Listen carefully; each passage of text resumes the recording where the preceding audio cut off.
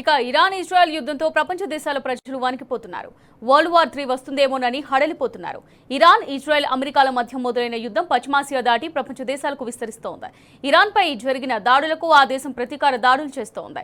సైప్రస్లోని UK సైనిక స్థావరాల లక్ష్యంగా Iran దాడులు చేసింది. ఇరాన్ మిసైల్ ప్రయోగాన్ని యూకే సైనికులు ధృవీకరించారు.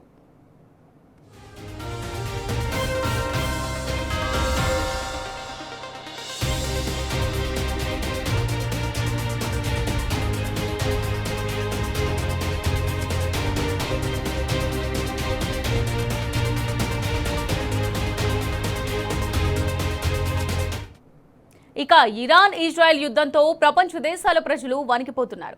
వరల్డ్ వార్ 3 వస్తుందేమోనని హడలిపోతున్నారు. ఇరాన్, ఇజ్రాయెల్, అమెరికాల మధ్య మొదలైన యుద్ధం పశ్చిమాసియా దాటి ప్రపంచ దేశాలకు విస్తరిస్తోంది. ఇరాన్పై జరిగిన దాడులకు ఆ దేశం ప్రతీకార దాడులు చేస్తోంది.